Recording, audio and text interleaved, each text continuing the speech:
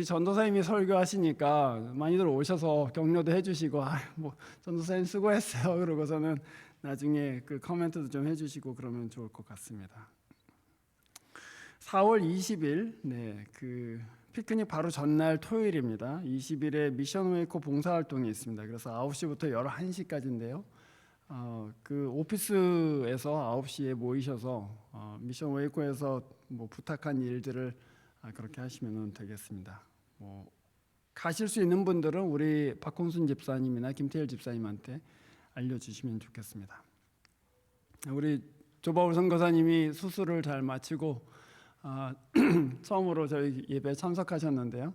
여러분 기도해 주신 대로 수술이 잘 끝났고 또 이렇게 건강한 모습으로 다시 뵐 수 있어서 너무나도 감사합니다. 크게 한번 박수하겠습니다. 네.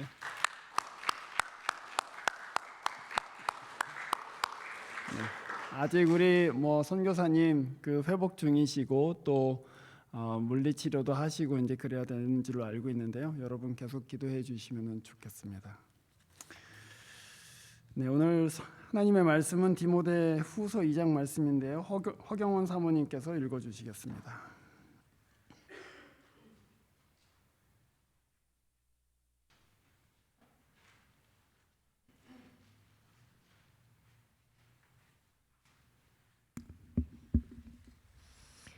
오늘의 말씀은 디모데 후서 2장 1절에서 13절입니다.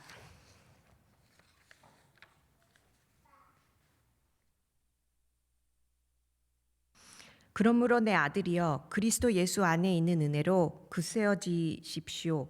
그대가 많은 증인을 통하여 나에게서 들은 것은 믿음직한 사람들에게 전수하십시오. 그리하면 그들이 다른 사람들을 또한 가르칠 수 있을 것입니다. 그대는 그리스도 예수의 훌륭한 군사답게 고난을 함께 달게 받으십시오. 누구든지 군에 복무를 하는 사람은 자기를 군사로 모집한 상관을 기쁘게 해주어야 합니다. 그러므로 그는 살림살이에 얽매여서는 안 됩니다. 운동 경기를 하는 사람은 규칙대로 하지 않으면 월계관을 얻을 수 없습니다. 수고하는 농부가 소출을 먼저 받은 것이 마땅합니다. 내가 하는 말을 생각하여 보십시오. 주님께서는 모든 것을 깨닫는 능력을 그대에게 주실 것입니다. 내가 전하는 복음대로 다윗의 자손으로 나시고 죽은 사람 가운데서 살아나신 예수 그리스도를 기억하십시오. 나는 이 복음 때문에 고난을 당하며 죄수처럼 매여 있으나 하나님의 말씀은 매여 있지 않습니다. 그러므로 나는 하나님께서 택하여 주신 사람들을 위해서 모든 것을 참고 있습니다. 이것은 그들도 또한 그리스도 예수 안에 있는 구원을 영원한 영광과 함께 얻게 하려는 것입니다. 이 말씀은 믿을 만합니다. 우리가 주님과 함께 죽었으면 우리도 또한 그분과 함께 살 것이요. 우리가 참고 견디면 우리도 또한 그분과 함께 다스릴 것이요. 우리가 그분을 부인하면 그분도 또한 우리를 부인하실 것입니다. 우리는 신실하지 못하더라도 그분은 언제나 신실하십니다. 그분은 자기를 부인할 수 없으시기 때문입니다. 이것은 하나님의 말씀입니다.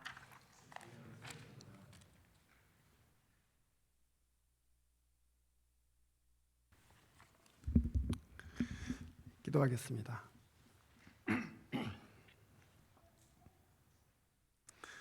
거룩하신 하나님 아버지, 이 말씀 저희들 가운데에 은혜의 말씀으로 주셨습니다. 부족한 사람 통해서 선포되는 말씀에 하나님의 음성을 듣는 귀한 은혜가 있게 해주시고 또 저희들 마음 가운데에 적어진 믿음들 또 상한 심령들 또 깨어진 마음들을 주님께서는 고치시고 격려하시며 또한 새롭게 일으키시는 그런 은혜를 저희들에게 허락하여 주시옵소서. 주님, 저희들 듣고 배우는 가운데 하나님의 뜻을 알고 또 하나님의 부르심 깨닫기 소원합니다. 주님이 이 교회 가운데 충성된 마음 허락하여 주셔서 주의 뜻대로 움직이고 섬기는 교회 되도록 이 말씀 통해서 주장하여 주시옵소서. 주 예수 그리스도 이름으로 기도합니다. 아멘. 저희 그 신학교 동기 중에 그 목사가 된 그 간증을 저한테 나눠준 그 친구가 한 명 있는데요. 그 친구가 초등학교 6학년 때 아버지가 이제 간암으로 돌아가시게 되었답니다. 아버지가 그 죽음을 며칠 앞둔 상황에서 자기가 이제 죽을 걸 아는 거죠. 이제 끝났다. 이제 얼마 안 있으면은 가게 될 거야. 이제 그렇게 생각하면서 그 초등학교 6학년인 제 친구한테 불러다 놓고 유언을 하는 것입니다. 내 아빠가 죽는데 아빠가 간 다음에 엄마를 잘 돌봐라 뭐 이런 얘기를 쭉 하다가 맨 나중에 뭐라고 하냐면은 근데 너는 목사가 되기를 바란다. 그러고서는 유언을 끝냈어요. 그리고 이제 며칠 후에 아버지가 돌아가셨죠. 이게 이 친구가 초등학교 6학년인데 그 말씀을 이제 듣고 아버지 이제 유언을 받은 거잖아요. 말하자면. 그래서 나는 목사가 돼야 되겠다. 아버지의 뜻을 받들어서 아버지가 평생 예수를 위해서 살았고 그리고 죽는 마당에 아버지께서 나한테 부탁을 하셨으니 내가 목사가 돼야 되겠다. 그러고서는 열심히 그 신앙생활을 하고 공부를 하고 그래서 이제 신학교에 들어와서 목사가 되었습니다. 유언을 받는다는 것, 유언을 듣는다는 것 참 말의 무게가 다르지 않겠습니까? 이게 마지막 말이다라고 생각하면 그 말이 너무나도 무겁게 들리고 또 진지하게 들리는 것이죠. 오늘 우리가 읽은 이 디모데 후서 2장의 말씀, 사실은 이 디모데 후서의 이 편지 전체가 바울이 로마의 감옥에서 갇혀서 자기의 죽음을 얼마 앞두지 않은 상황에서 디모데에게 쓴 편지입니다. 그래서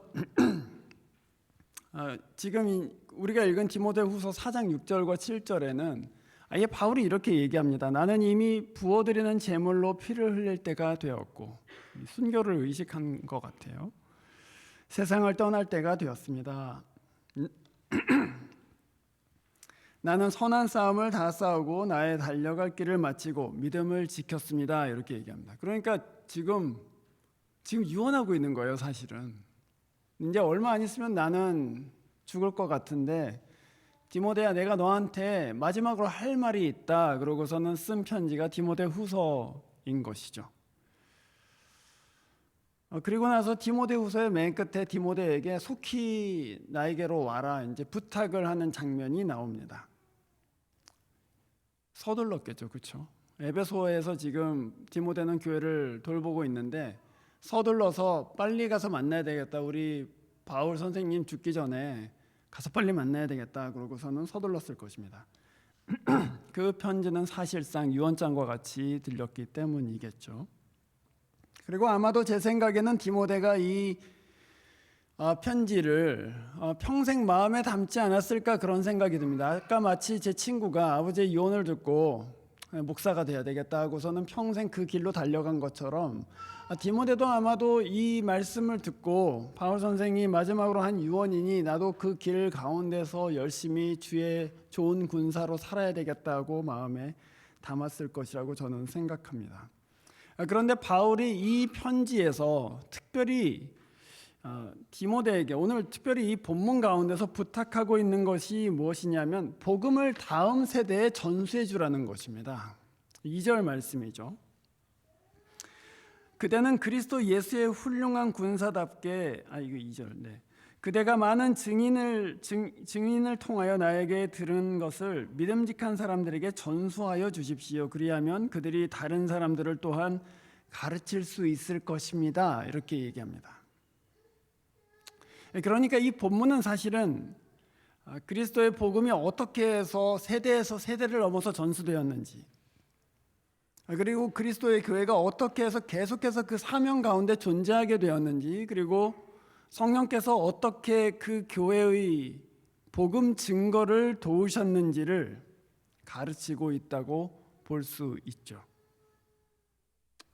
오늘 2절에서 내게서 들은 것을 믿음직한 사람들한테 전달하십시오 그렇게 얘기했는데 그 바로 복음을 얘기합니다.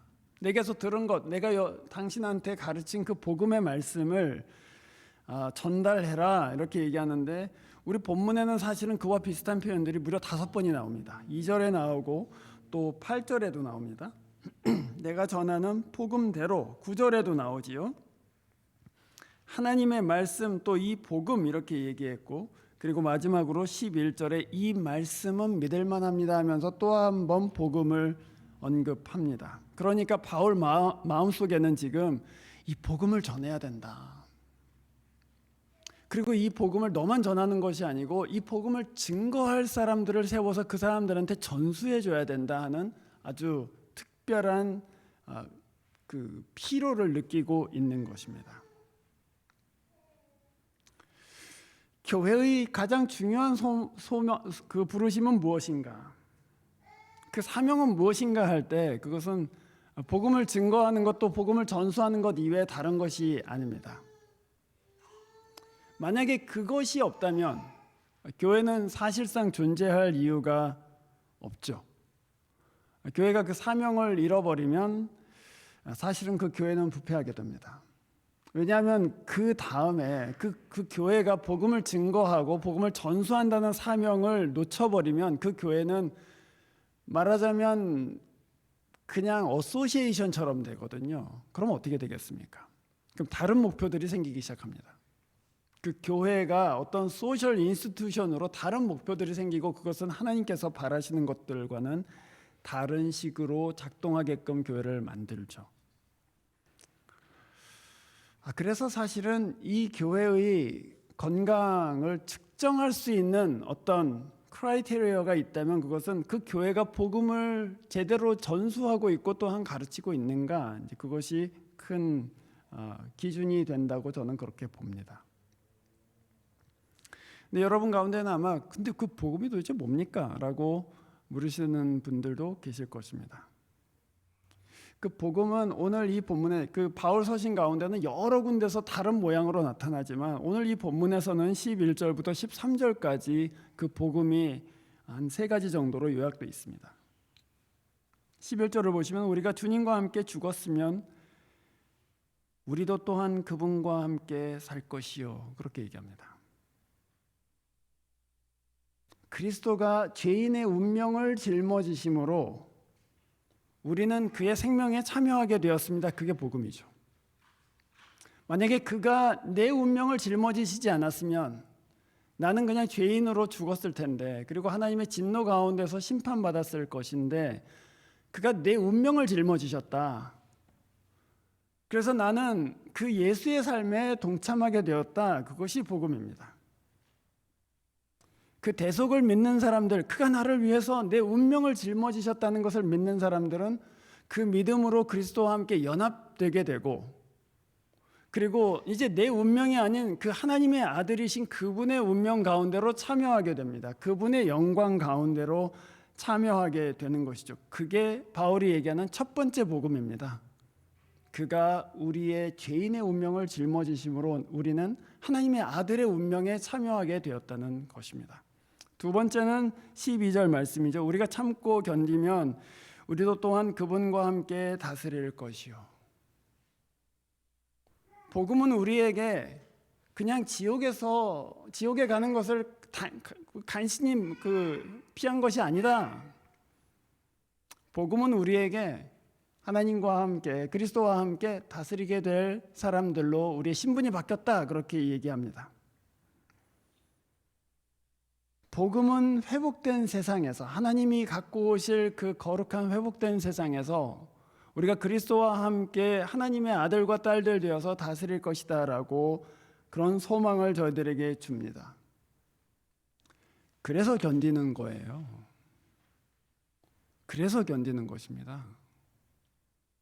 여러 가지 어려움이 오기도 하고 또 믿음의 길 가운데는 여러 가지 좌절도 생기지만 하나님이 우리를 이 온 세상을 회복시키신 이후에는 우리를 그리스도와 함께 다스리는 자로 이미 택정하시고 세워주셨다는 소망이 우리에게 있기 때문에 이 땅 가운데서 견딜 수가 있는 것이죠.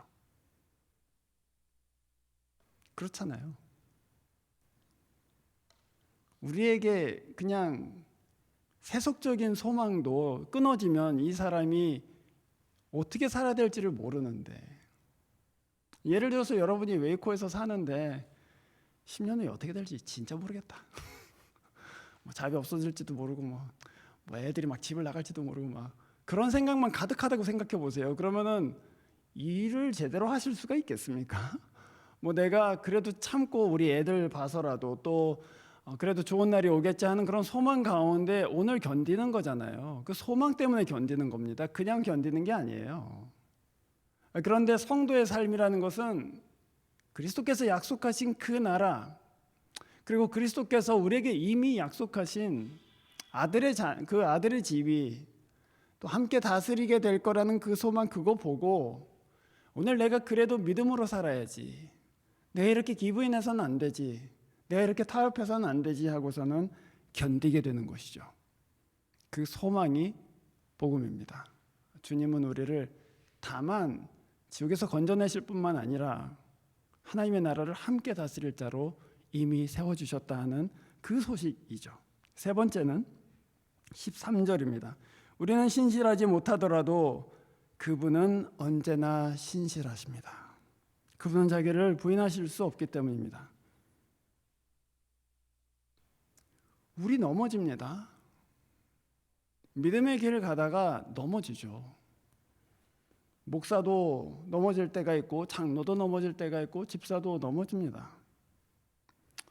하나님께 늘 신실한 삶을 살지 못합니다. 그래서 정말 부끄럽다, 그런 경험들도 오게 되고, 또 내가 너무 이 길 가운데에서 예수께 합당하지 못하다 하는 그런 좌절스러운 마음이 생길 때도 분명히 있습니다. 그런데 바울은 오늘 13절에서 그렇게 얘기해요. 우리는 신실하지 못하더라도 그분은 언제나 신실하시다. 그게 위로예요, 사실은. 우리 이 길을 혼자서 완벽하게 갈 사람은 아무도 없다. 그런데 주님께서 우리에게 신실하게 우리를 붙들어 주시기 때문에, 주님이 우리를 도우시고 또한 자기의 약속을 끝까지 지키시기 때문에 우리가 넘어질지라도 우리에게는 소망이 있다. 그게 우리의 복음이죠. 이 복음, 이 구원이 우리한테 달린 것이 아니구나. 내 믿음 강해서 우리가 구원받는 것이 아니고 하나님께서 우리를 붙들어 주시기 때문에, 하나님께서 우리에게 신실하시기 때문에 우리가 구원받고 있는 것이다 하는 것을 알게 됩니다. 바울은 그렇게 복음을 세 가지로 정리했습니다.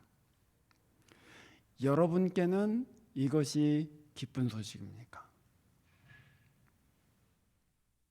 이 소식, 이 소망, 이 위로, 우리가 넘어져도 하나님은 신실하시다는 그 위로가 여러분에게는 기쁜 소식이십니까? 그게 기쁜 소식이어야지 말할 수 있는 거예요. 그렇지 않아요?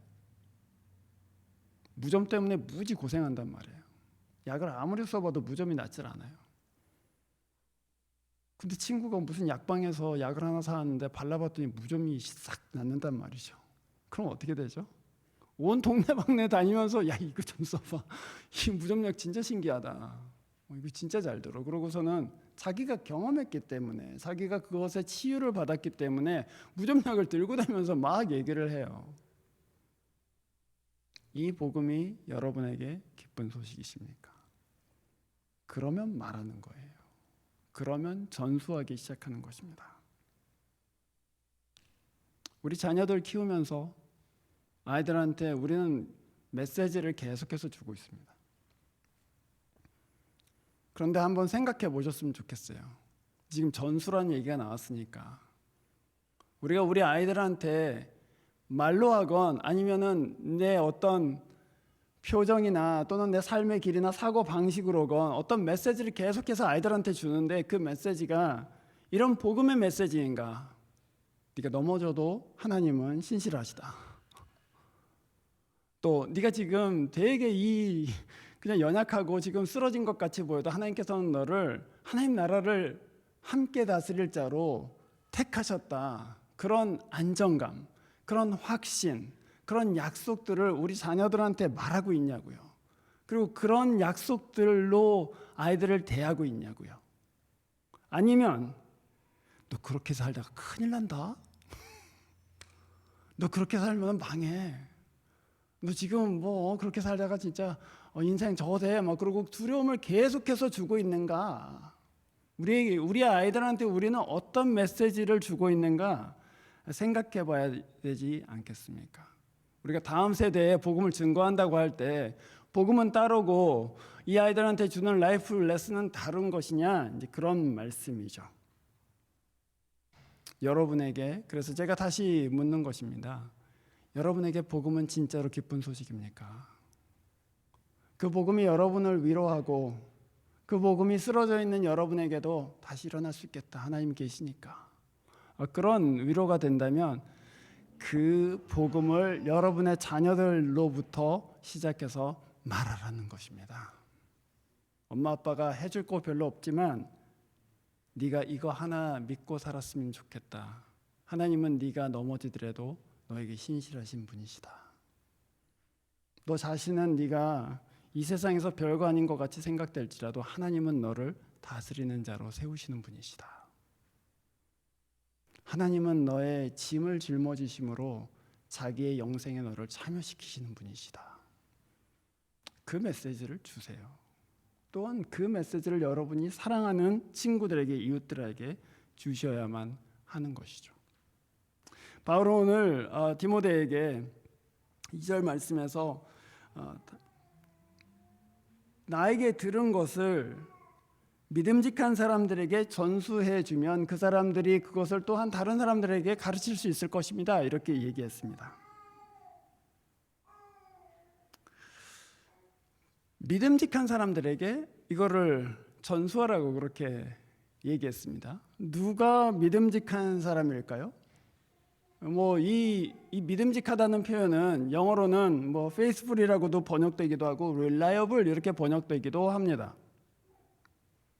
근데 저는 이 믿음직한 사람들을 바로 밑에 세 가지의 비유를 통해서 바울이 지금 우리들한테 알려주고 있다는 생각이 듭니다.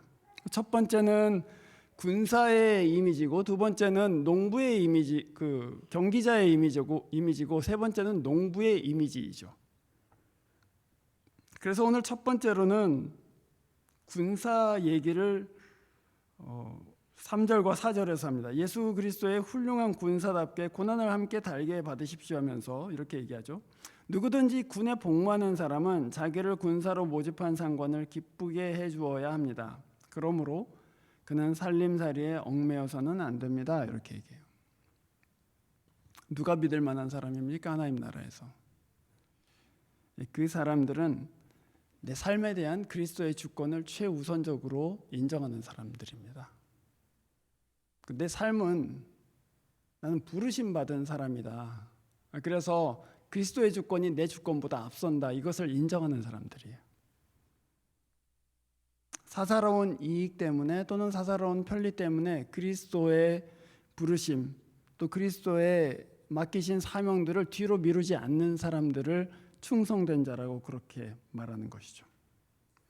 저는 그래서 사실 그 교회 안에서 편의상 쓰고 있긴 하지만 발런티어라는 말을 이게 우리가 쓸 수 있는 표현인가? 그런 생각이 들 때가 많이 있습니다. 사실 물론 제가 너무 아주 피키하게 그렇게 생각하는 것은 아니지만 교회에서 하고 있는 일들이 만약에 진짜 발런티어로만 이루어진다면 저는 그 교회는 지금 소셜 인스티튜션하고 비슷하다는 생각이 듭니다. 왜냐하면요, 어느 때 발런티어 하시죠? 시간 남을 때 하시는 거 아닙니까? 그렇죠? 시간 남을 때 발런티어 하는 거잖아요. 내가 발런티어링 하고 싶은데 오늘은 조금 힘들겠다. 스케줄이 너무 많이 있거든. 근데 만일 군인이 이거 거기 가라고요? 근데 오늘 좀 시간이 좀 없는데 나중에 발런티어 할게요. 그렇게 말한다면 그 군대가 제대로 돌아가겠습니까? 안 돌아가겠죠.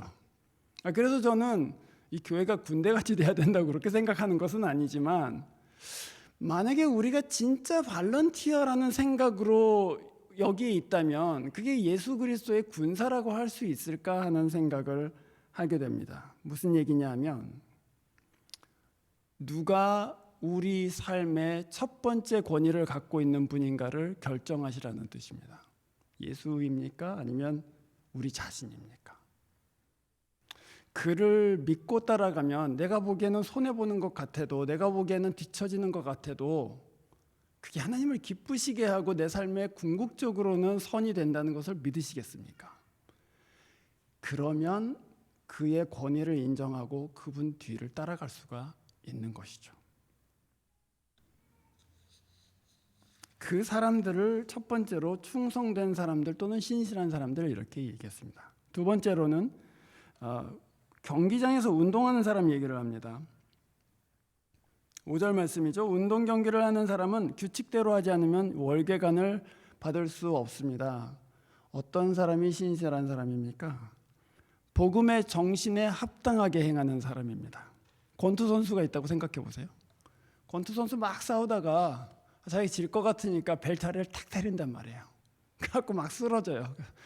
이겼다고. 그러면은 그 권투 선수를 과연 진짜 운동 그 스포츠맨십에 페어하게 그렇게 플레이한 운동 선수라고 할 수 있을까요? 사람들이 막 야유할 거예요. 하이 나쁜 녀석이고 벨트 밑에를 때려갖고 힘도 못 쓰게 해갖고 이겼다고. 누가 신실한 사람입니까? 복음의 정신에 합당하게 사는 사람들이죠. 만약에 우리 예수 믿는 사람들이 복음을 말하는데 또는 복음을 전수하는데 복음의 정신에 합당하게 살고 있지 못하다면, 비윤리적으로 살면서 전도하면, 또 다른 사람에게 해를 끼치면서 복음을 말하고 있다면 그 복음은 제대로 증거될 수가 없는 것이죠. 법대로 경기하는, 무슨 얘기입니까? 그리스도의 복음의 정신에 합당하게 사는 사람들을 얘기하는 것이죠. 그러면 그 사람은 면류관을 얻어도 그 면류관이 영광스러울 것이다, 그 얘기입니다. 그런 사람을 충성되고 신실한 사람 이렇게 얘기했습니다. 세 번째로는 수고하는 농부, 이렇게 6절 말씀에 되어 있습니다. 수고하는 농부는 소출을 먼저 받는 것이 마땅합니다, 이렇게 얘기했습니다. 거기서 사실 강조점은 수고하는 에 있다기보다는 저는 농부에 있다고 생각이 됩니다. 농부가 하루 수고하나요? 아니죠. 씨 뿌릴 때서부터 시작해서 거둘 때까지 오랜 시간 수고하는 게 농부죠. 농부는 어느 날 그냥 나가서 하루 열심히 일한다고 해서 뭐가 되는 것이 아니기 때문입니다. 농부는 처음부터 끝까지를 다 오랜 시간을 견디면서 수고하는 사람이죠. 참는 사람이고 또 인내하는 사람입니다. 그걸 통해서 열매를 보는 사람이죠. 그 사람은 먼저 소출을 받는다고 했어요. 전쟁터에 가면은 좋은 지휘관들은 어떻게 합니까? 철수하게 되는데 자기 예를 들어서 중대나 뭐 소대가 다 나올 때까지 지휘관은 거기에 있는 것입니다. 다 나오고 나서 자기가 맨 마지막으로 헬리콥터 타고 가는 거예요. 자기가 먼저 헬리콥터 타지 않습니다. 다 나왔나? 세워봐. 그래서 낙오됐다 그러면 가서 건져오는 것이죠. 그 사람이 진짜 지휘관이죠, 그렇죠? 그런데 맨 마지막에 전쟁터에서 나왔단 말이에요. 근데 본국에 들어가면 어떻게 되죠? 가장 먼저 인정받게 됩니다. 그러니까 그게 사실은 하나님 나라의 신실한 사람들이에요. 가장 나중까지 남아있는 사람. 그 사람은 하나님 나라에 가면 가장 먼저 인정받는 사람이 되는 것이죠. 여러분이 어떤 모임을 하셔도 그냥 교회 모임이 아니고 다른 모임이라 할지라도 그 모임의 맨 마지막까지 남아있는 사람. 왜 이렇게 죽치고 앉아있어? 그렇게 생각될지는 모르겠지만 맨 마지막까지 남아있는 사람은 누굽니까? 그 모임을 책임지고 있는 사람들입니다. 뒷정리 다 하고 뭐 혹시 쓰레기 같은 거 다 줍고 그러고서는 뭐 제대로 다 맞춰졌나 하고 다 끝까지 점검하는 사람은 누구냐면 그 모임을 책임지고 있는 사람들이죠. 그 사람들은 맨 나중에 나오지만 하나님 나라에 가면 가장 먼저 인정받는 사람들입니다. 하나님은 바로 그런 사람들을 찾고 계시죠. 그런 사람들한테 이 복음을 맡겨달라고 바울이 지금 얘기하는 것입니다. 그리스도의 교회는 바로 이런 신실한 사람들을 통해서 2000년 동안 복음을 증거해 왔습니다. 그리고 바로 그 사람들이 전한 복음만 스캔들 없이 받아들여졌습니다. 복음을 전하기 위해서 막 이상한 수를 쓰는 사람들, 또 내 교회의 복음을 위해서 다른 교회를 욕하는 사람들, 그런 사람들의 복음들은 다 스캔들이 됐어요. 나는 교회를 엄청나게 크게 할지는 모르겠지만 나는 성적으로 굉장히 타락해 있는 사람들. 그래서 미국의 큰 교회들이 지금 다 하나둘씩 넘어지고 있지 않습니까? 그러나 여러분, 주께서는 그런 재주 많은 사람을 찾는 것이 아니고 신실하게 복음을 증거할 사람들을 찾고 계시고, 그 사람들을 통해서 복음은 스캔들 없이 참 복음이 전해지게 될 것이라는 그런 말씀입니다. 그러니 여러분, 이 말씀을 우리가 믿는다면, 그래서 이 말씀을 진지하게 받는다면 우리 역시 그 복음을 기쁜 소식으로 내가 받아들이고, 그리고 이게 진짜 좋다, 진짜 우리가 믿는 하나님이 진짜 구원과 생명이 되신다는 것을 받아들이고, 그리고 나도 충성된 사람 되어서 그 복음을 누군가에게는 또한 전수하도록 그렇게 살아야 되지 않겠나 하는 그런 말씀을 드리는 것입니다. 저는 이 시대가 지금 전환기라고 생각합니다. 모든 지표가 그것을 인디케이트하고 있습니다. 예를 들면 청소년들 교회 나오는 비율이 지금 지난 10년 전부터 계속 툭툭툭툭 떨어지고 있습니다. 우리 교회 지금 아이들 많잖아요. 되게 특이한 겁니다. 사실 지금 청년들이 많은 교회 되게 특이한 겁니다. 다행히 우리가 지금 캠퍼스 촌에 있기 때문에 그런 거예요. 사실 우리가 잘해서 그런 것은 아닙니다. 제가 드리는 말씀은 이것입니다. 전환기에 있습니다. 지금 복음이 전수될 것인가 안 될 것인가는 큰 전환기에 있고, 또한 우리 교회 역시 전환기에 있습니다. 제 스테이터스도 바뀌고 이 리더십의 지금 다이내믹도 달라지고 있는 그런 전환기에 있습니다. 그때 하나님은 복음에 충실한 사람들, 릴라이어블한 사람들을 부르고 계시죠. 그리스도가 여러분을 통해서 일하시도록, 이 교회를 통해서 그 복음이 그 다음 세대로 전수될 수 있도록 여러분 자신을 내어드리실 수 있기를 바랍니다.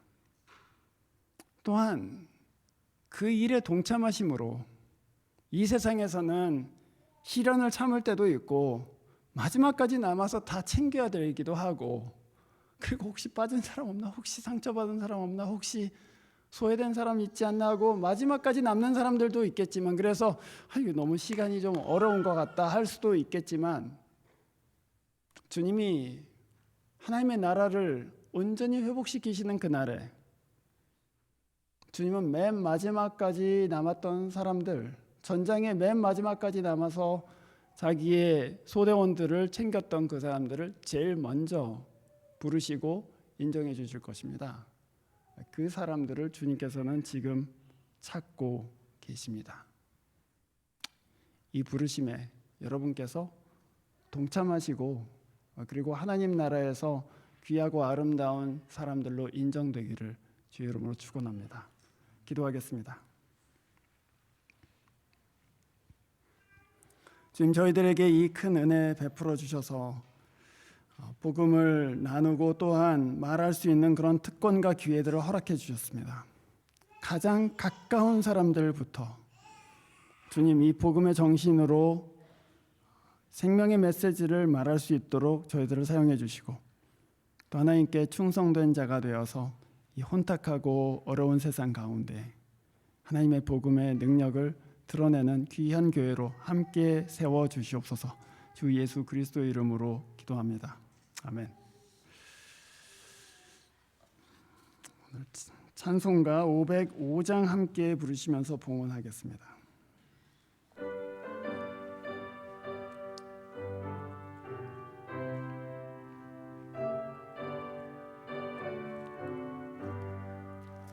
온 세상 위하여 나 복음 전하리, 만 백성 모두 나와서 주 말씀 들으라. 죄 중에 빠져서 헤매는 자들아, 주님의 음성 듣고서 너 구원받으라.